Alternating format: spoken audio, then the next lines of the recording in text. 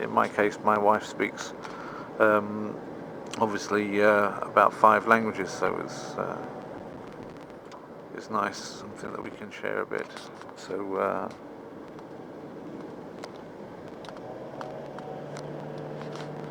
płacisz raz, jeść dowoli. You can pay once and eat all you like. You know, today they would get a good deal out of me if I went in there and paid once and eat all I like, because I'm actually on a fast day, so it's not something I'm going to do. But yeah. Anyway, it's Friday now. I'm supposed to be in the Czech Republic as early as possible. It's 10:25 right now. I'd like to be there hopefully by about 1 o'clock, so I can do the things I intended to do with the day. That's 2 hours later than if I was coming in on the plane. I didn't leave yesterday until after normal going home time. In fact, even more than half an hour after, because I had too much stuff to do to catch up with after being in the UK for a while. Yeah, I'm going to try on. Obviously, Saturday and Sunday are all taken up by this conference, and I'm going to try, obviously, and get to it. Which means I ought to probably have to print some things out today, or at least turn them into PDFs and keep them on my various electronic things, because I can't get online onto my mailboxes once I'm on the road very easily. So yeah, that's going to be interesting, isn't it? I'm going to hopefully go on Saturday from Prague down to Budapest. That takes about 5 hours, and then do my little, well, have some time at the conference in Budapest on Saturday afternoon. Stay over, have some time on Sunday morning maybe, and see how that gets on. I don't know how many people are going to be there, but maybe that's enough time to meet everybody who will be there, at least to see them, take some photos, and then come back to Prague again to finish the job of cleaning the flat. I can't really park outside the flat. I need to be carrying things across, and so it needs a bit more time to do it. And so I'll have some things already in the car when I go down to Budapest, but not all things. I'll be doing some more flat clearing. That won't be like I say, the last time I go there, because I'll be coming for a couple more visits, but I won't have the car then. This is an opportunity to actually take the car down. I don't want to be doing that really more than once. The last thing that I suppose I will have there is, or I might have to leave it behind, is the mattress, the little mattress that I bought just to put on the bed. I might leave that. The bedding will probably be able to go with my last visit in the in-flight, in the baggage allowance, and just a couple of books I'll leave. But everything else, musical instruments, the extra clothing that I had down there, probably amassed too much of it just sitting around down there. That's all got to come back. An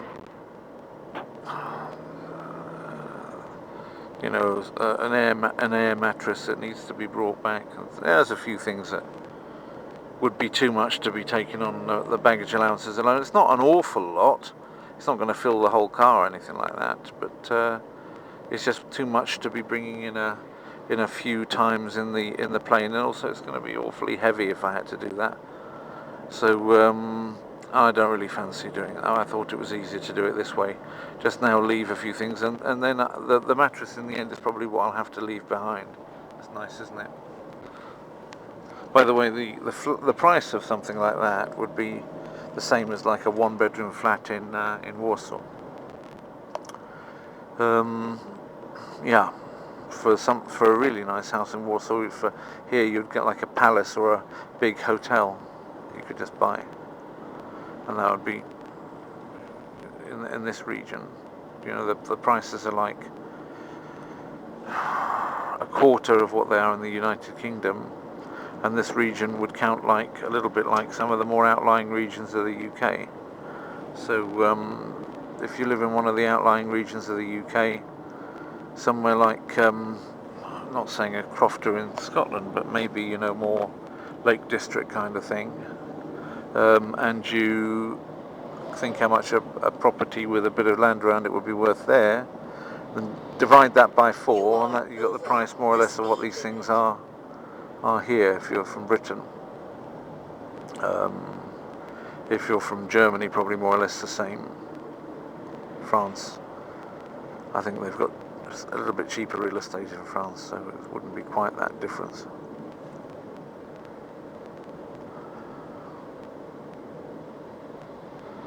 So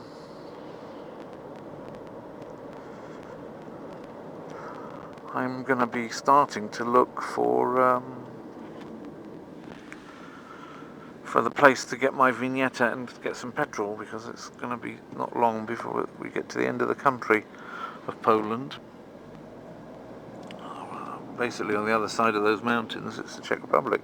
Mountains are the natural boundary, and so they drew the boundary in the past along the lines of the highest mountains, so along the crests effectively. So just actually over the tops of those high mountains you can see there, the other side of that is actually the Czech Republic, but it goes almost parallel to the road, the Czech border, on that side. So it's pretty sure that once you get over that mountain that you can see there, you'll be in the Czech Republic. There may not even be an actual physical border. There may just simply be, you know, not something that stops you walking. You are over if you're the speed limit. Not stopped walking by going over a tall hill like that anyway. You could find that maybe there's just a signpost that says you're now in the Czech Republic, deal with it.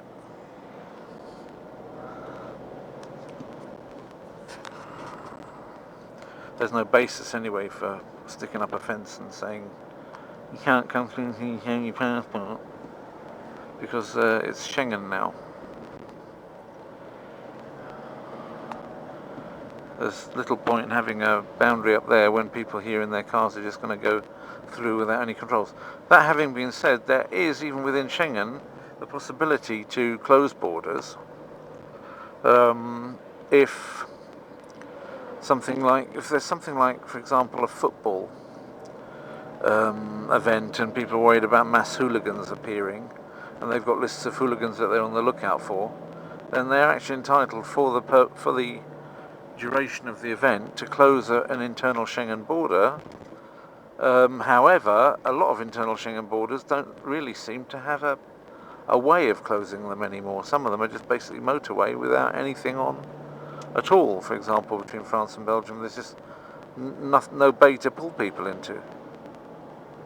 So how that would then work in a lot of places in practice is another question.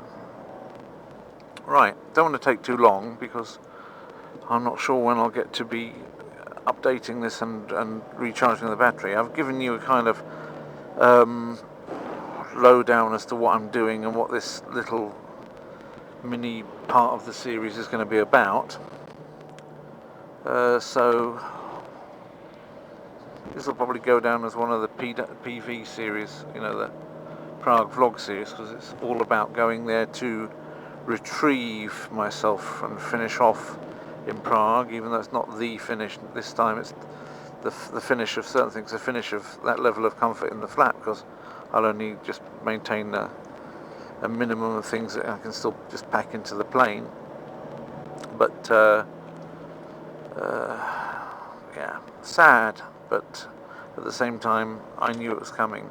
So even I could feel last summer that it couldn't possibly be forever, and 4 years is what I kind of expected to be spending time in Prague. I was hoping that I'd make the 4 years. When I took the job on, I've made the 4 years. It's amounted to like a year of being in Prague over the course of 4 years. That's about how it's been. So it's like I spent a year of my life in the Czech Republic, which is good. And I can't say I spent more than that time there in You total. are over the speed limit. But it's about a year of my life is in the Czech Republic, and maybe that won't be the last time I go there. I don't know. Maybe I'll go again. But this is it for now. By the middle of June, I'm out of it completely, and now it's the 17th of